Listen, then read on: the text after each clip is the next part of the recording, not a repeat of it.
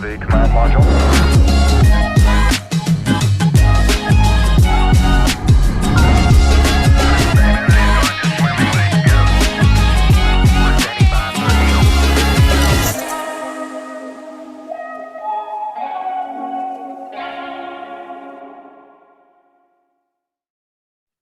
Welcome to IMAGI-NATION TV. My name is Milla Morgan. I'm a proud Wiradjuri woman.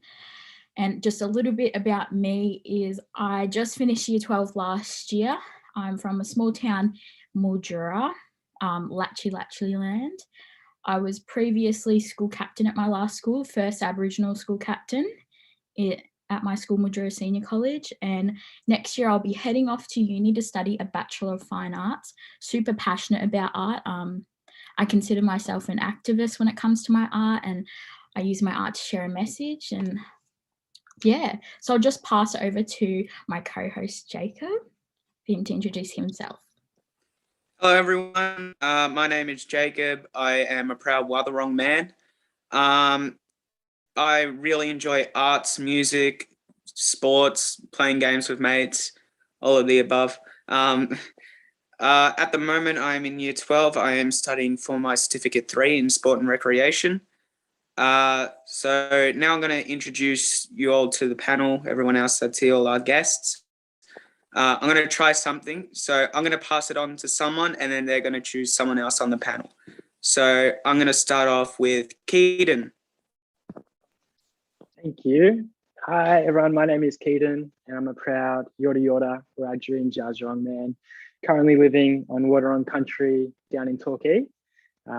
I am the Deputy Executive Officer of Strong Brother, Strong Sister, which is a Aboriginal mentoring organisation based in Geelong. Our programs are around empowering young people to create the programs and create the outcomes that they want to see. So I might pass it on to Phoebe.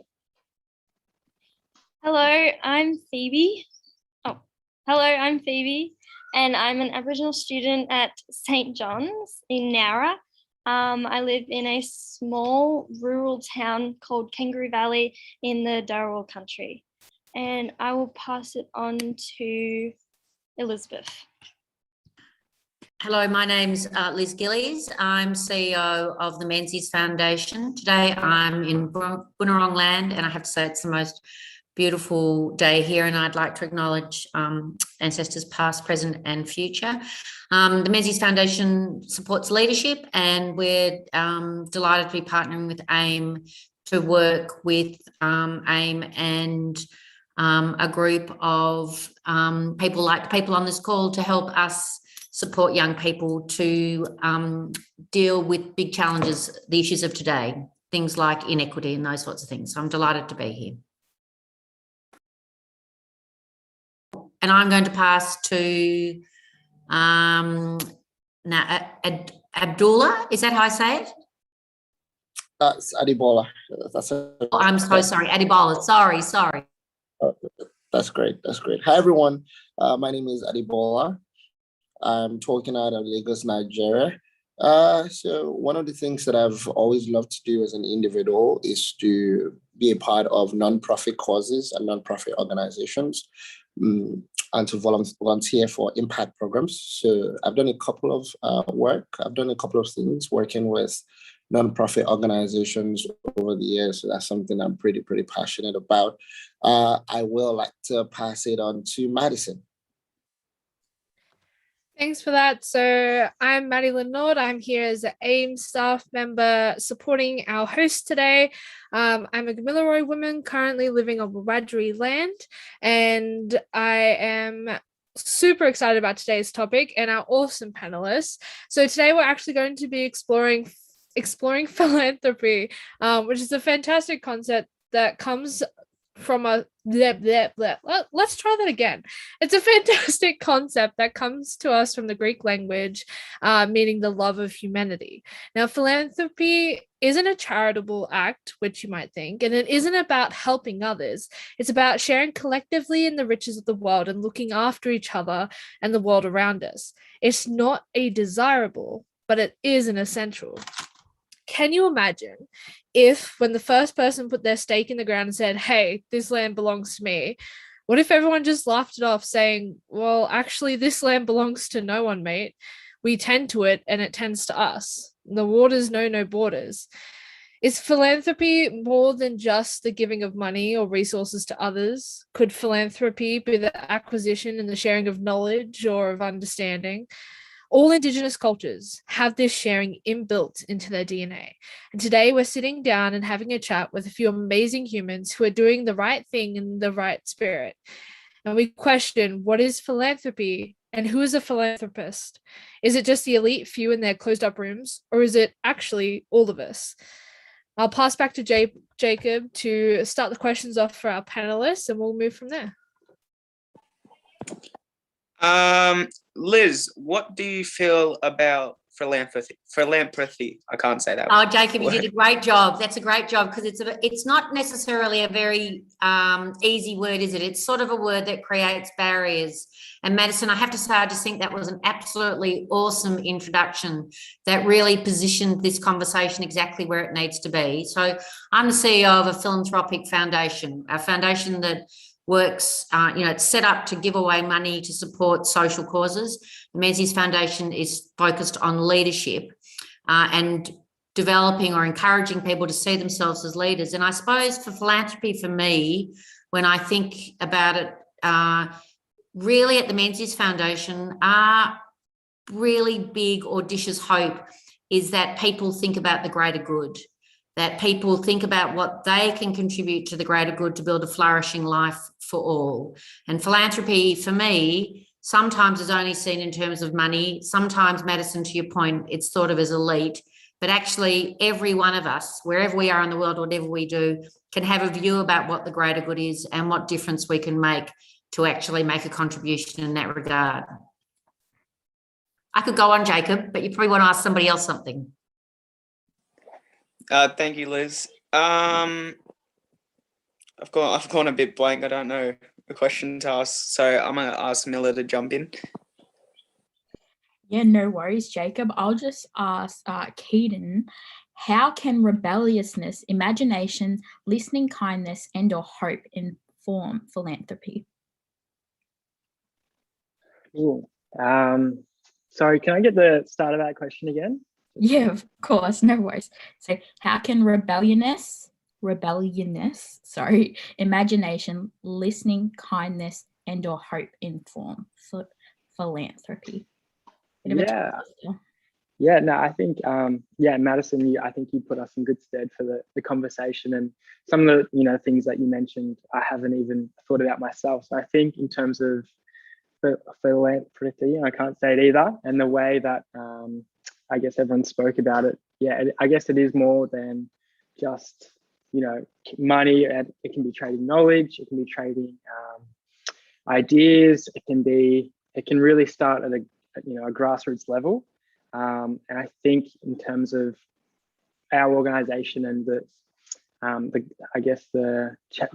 companies and philanthropists that we work with, it's also about really coming together to understand, and not just being a sort of a token act or just a tick a box. It's really about investment in people, in real people that are doing real impact and really trying to help. And so I think that's something that gets often overlooked, and it's sort of seen more as an exchange sometimes. So I think, in terms of bringing it back to the kindness and the understanding, compassion, just coming back to that we're all people, and that it's all about helping each other out, and seeing where each other come from, and the stories and the paths that other people have walked as well. So really that understanding and compassion. Awesome, thank you. Might pass this question to Phoebe. What do you think the role storytelling plays in all of this?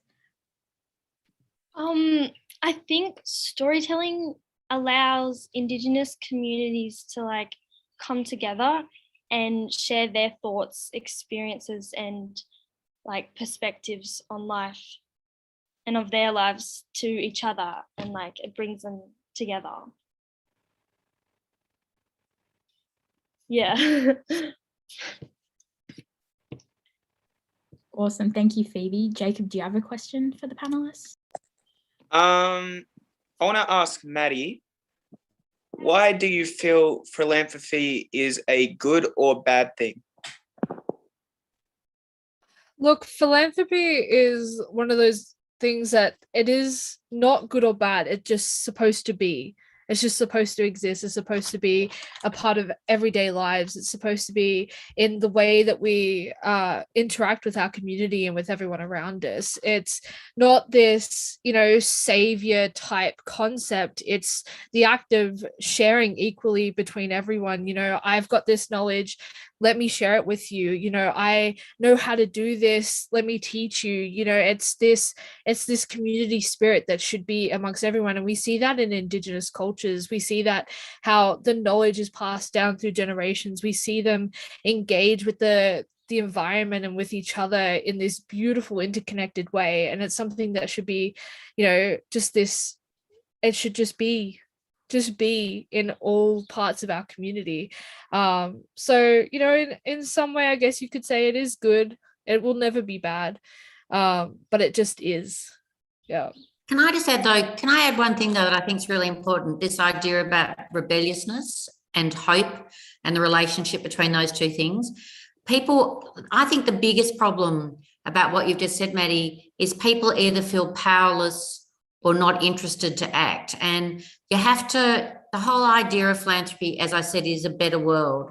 So there's something, you got to find the rebel in you that wants to fight the status quo or to get up or to take action to build a new future. And the hope comes in how you motivate others to come with you on that journey. Like philanthropy shouldn't be passive. Do you know what I mean? It's got to be inspired. You've got to have a sense of where you want to go. You've got to bring others with you. You've got to have passion.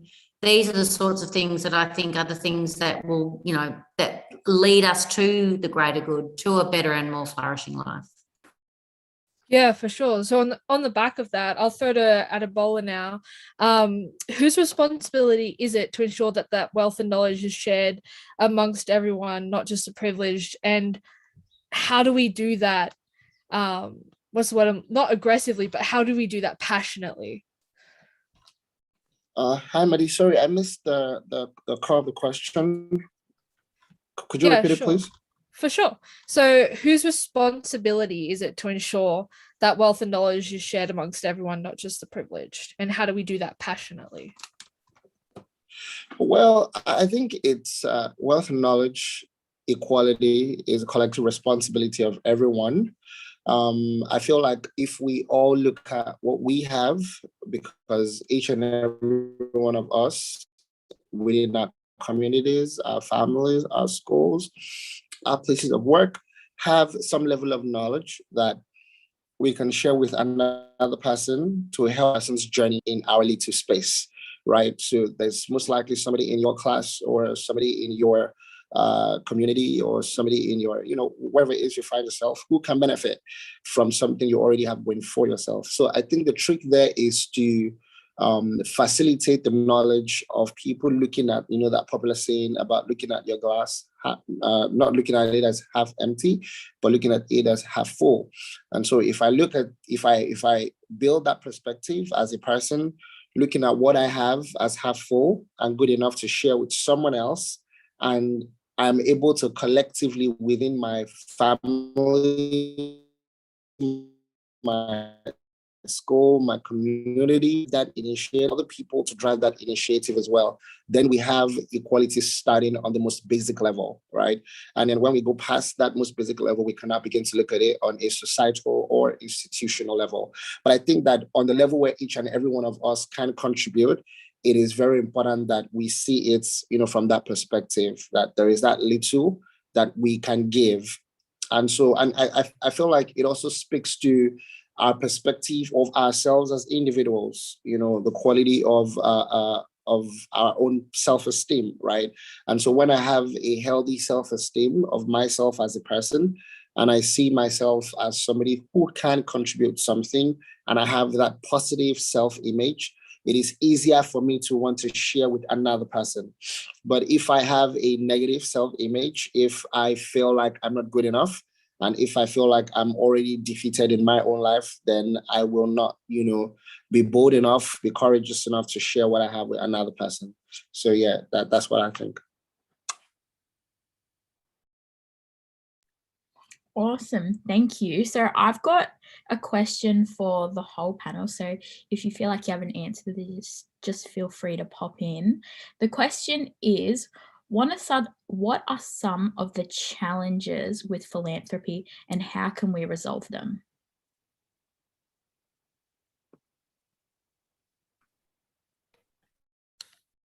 So I think one of the really big challenges, it goes, Phoebe, to what you were saying about storytelling and the power of stories. So, no one person or one organisation's got the answer to the problem or the challenge. It requires really ways of working together, of understanding each other's stories, of building a common vision, of being brave to move away from what you know to what the future might look like. And so I think one of the big challenges is how do you build those places where everybody feels and understands the contribution that they can make, where people feel valued and listened to, and where they're supported to find a solution to create the sort of world that we all want to live in. I think it's one of the big challenges. Awesome, Liz. I really like that answer. Does anyone else want to on top of that? Yeah, I mean, I could just jump in as well on what Liz just said. I feel like at the core of storytelling is empathy, right? It is just that desire to put yourself in the other person's shoes and try to communicate knowledge from a relatable place, not just from a logical place. And I feel like that is somewhere where institutions and even individuals often miss it, our traditional school system is big on communicating knowledge in a logical form, right? But we've seen that doesn't necessarily stick, it doesn't necessarily work, and that communicating knowledge from an empathical, from a place of empathy, it goes further, right? So storytelling is powerful in that regard, that it brings empathy to the table, and it's a platform to connect with another person's journey and to make it easier for another person to connect with your journey rather than just trying to communicate knowledge from a position of logic. Yeah, I'll jump in as well.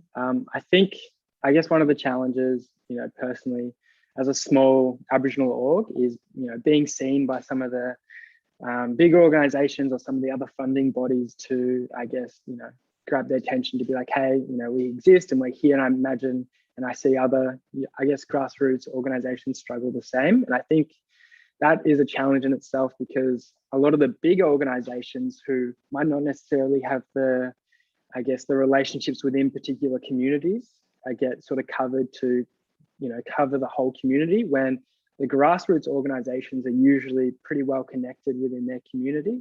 And I feel like that's quite a good way to go about in terms of philanthropy. And I think another key challenge is education. Especially, in our school systems, a part of mentoring for me is teaching our young ones about, the history of this country and, the dispossession and all the things that come along with that. And I think, if education in terms of, the history of our country and our land and what has happened and, history and even about, climate change, and if education was more centered around, real world things and, the past and the truth telling of it, I feel like it would, give students and young people a greater base to build off in terms of, as Adebola said, having that, positive self-image and that desire to help and to do more as well. Awesome, guys. I really loved what everyone else had to say. I might add on top of it before I pass it over. I feel like another challenge that could be seen is, I guess, before we ever do anything, for other people, or like we said before, invest in things like that, we look at it if it's self-serving and if it serves ourselves. And I feel like the biggest challenge is sometimes we have to look at it and think, I'm not doing this for me. I have to think of everything as a one being, because if we uplift each other, it's uplifting ourselves and everything serves us all together. And I guess we kind of just have to get out of that, what's the word? The selfless and self-serving mindset of acting on things like that. But Jaykob, do you have any questions just from the top of your head? No, not at the moment. Sorry, just to jump in again, I think it's an interesting one, because I think as Indigenous people, we all have that knowledge of, I can't say the word again, philanthropy, because it's, you know, it's instilled in our culture, it's instilled in our community, it's been a part of us for thousands and thousands of years. So it's not something new to us necessarily. And I guess in that sense, we have a lot of knowledge that we can share with others, because it's been ingrained in the way we look after our children, look after each other, trading with each other. And so I think as Indigenous people, I think we've got a great base to teach others and bring others along the journey as well.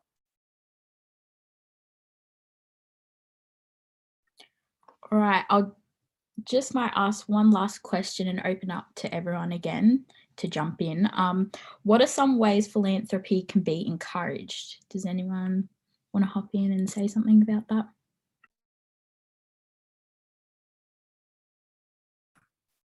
Well, I think we should stop using the word philanthropy because it's a word, I think, that takes people away from what the whole purpose of the conversation is. So, you know, I think it makes it seem top down and not Kate, and I think your words were really powerful and important. And I think the thing is that I think, you know, I look at Phoebe and Jaykob and Milla, and just the fact that you're sitting on this call, you want to have this conversation, you know, that's philanthropic in itself. Do you know what I mean? This desire to connect, to open up avenues for people to get together and to think about things differently.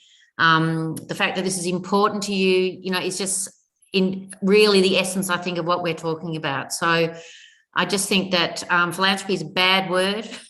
I think that really it's about our connectedness, what we can learn from each other.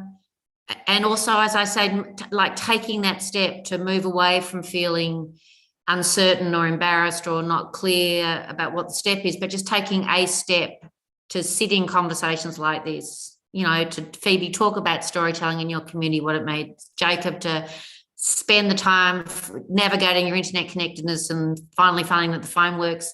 This is philanthropy in play. Do you know what I mean? This is the bigger story. This is what we really need to focus on, and everybody listening to this can do something small that's a step in that direction. You know, Kaden, somebody in your community says you're doing great work and connect to so-and-so, or all of us have a part to play in that, is sort of my sense of it.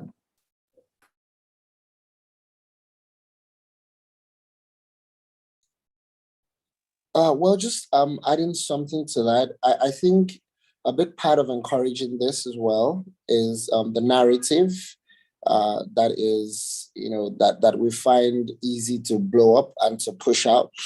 I feel like when it comes to this conversation, we are used to, or we find it easier to blow up grand acts as, you know, philanthropy, right? The big stuff, you know, maybe you manage or put in any or do things that are usually blown up as, yay, you know, we've done something philanthropic. But just like she said, that place, the small things, community, this thing, part of this, because it is giving of what you have, right? It is giving of your time, it is giving of your knowledge, giving of your resources. And at the core of it, I think it should be, the narrative should be more about sharing what you have, right? And sharing it in a way that connects, helps, and blesses another person, right? So yeah, just wanted to add that. Yeah, thank you for that. Look, we're going to throw the questions to the audience and to our co-hosts, also to people in the live chat. If you have any questions for our panelists today, throw them out now. Co-hosts or our audience, if you have a question for our panelists, feel free to ask that now, before we wrap up. I just have one quick question. It's not really about philanthropy, but I just want to know how everyone's day's going. Well, Jaykob, mine's improved because I'm in this conversation. Can I just say that? It's made me smile and make me realise about what's important, I have to say. So I'm very grateful for that, if I can say that. Can I ask a question, though? Am I allowed to ask a question, Maddi and Milla and Jaykob? Can I ask, so when Jaykob and Phoebe, with you both being still at school, what gets in the way of you making this contribution? What are the sorts of things do you think that we need to encourage to get people to feel more philanthropic or to feel that they can make a contribution? What do you see in your world around that? I'd just be really interested to know. You go. Okay. I feel like if we can show to people that it's not just things that cost money, like making, for example, sorry, I'm trying to think, like making arts or sculptures and donating it to places so then they can feel kind of more included, if you know what I mean. Yeah, I agree as well. Like, and maybe like advocating at schools, ways that they could help, like as they're like younger and feel they can't do things, you know.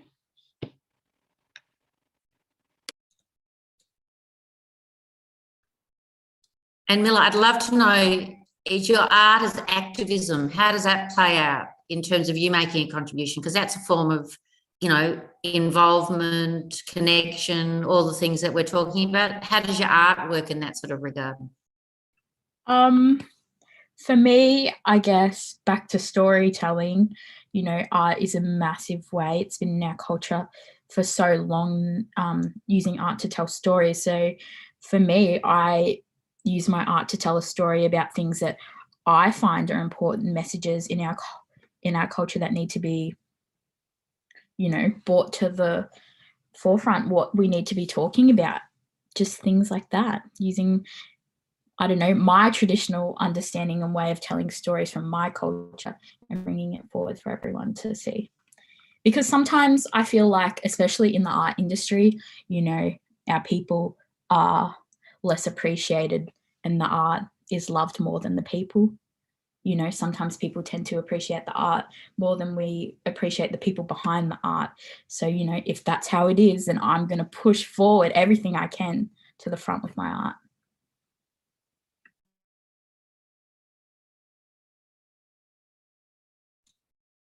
That's some powerful discussions we've had on the chat today. We have a couple of questions coming through from the live chat, one of which is what inspires people to do philanthropic deeds? Is it an obligation? Is it an inspiration? Is it just in a calling? Is it just what we do as humans? What is it? What's that drive to do things, not just for ourselves, but for other people, trying to avoid the philanthropic word there. What is it? Do we all have a different drive, or is there one calling that is something that is deeply rooted in us and in our DNA? What do we think about that? I feel like it can be inspired, like it really can, because there's a lot of influencers that are out here that are doing helpful things, helping people, getting them to do challenges where it can help either raise awareness, help with donations. So a lot of the time you will see, like, especially around this generation, that a lot of it is inspired. But everyone else does have their own way of showing philosophy. I still can't say that word.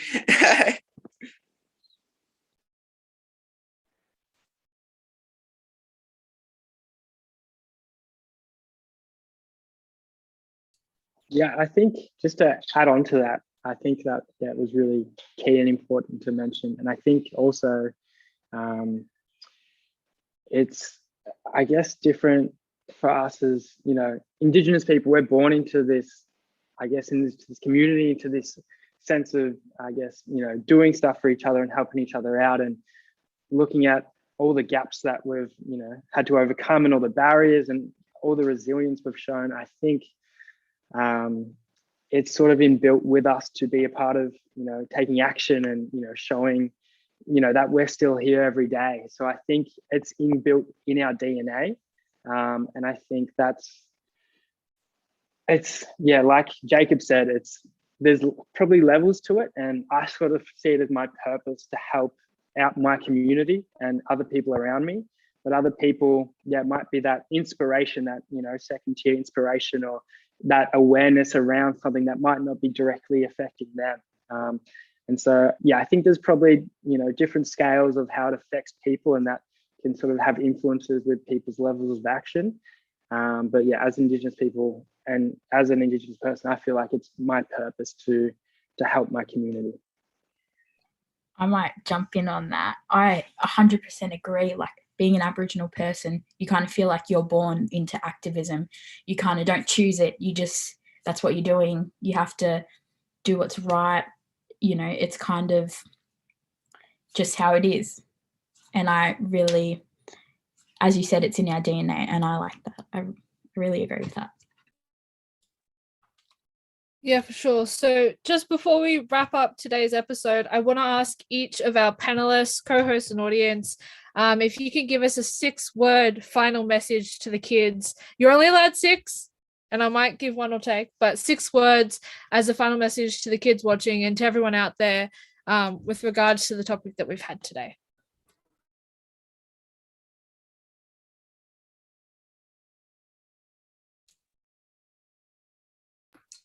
I've got 7, Maddie, sorry. Because I know about the magic 11. So I've got 7. The 7 is find out, get connected, make it happen.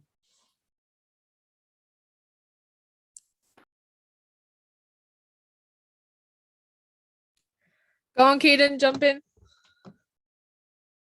I'm still thinking of my words. I'll pass to someone else. I'm almost. Phoebe, do you want to try 6 words? I think just do what you think is right, and like advocate for what you think is the things that you need to advocate for, you know? Sorry, that's way more than 6, but we get the message. Jaykob? Be there for people when needed. Perfect. Love it. Milla?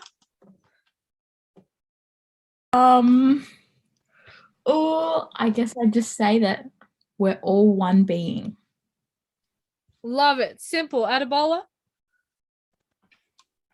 I would say embrace diversity, collaborate, create value, or create valuable impact. So yeah, that's 6, I think. Yeah, that's 6. Back to Keaton then. More than 6. Young people are the future, and young people inspire me daily. And I'm going to leave it with 3 words. Do good recklessly. I'll pass it to Milla. Thank you. So I guess thank you everyone for coming on the show today, sharing your knowledge on philanthropy. I learned a lot. I was glad to contribute to the conversation, and we'll see you next week for another episode of IMAGI-NATION TV.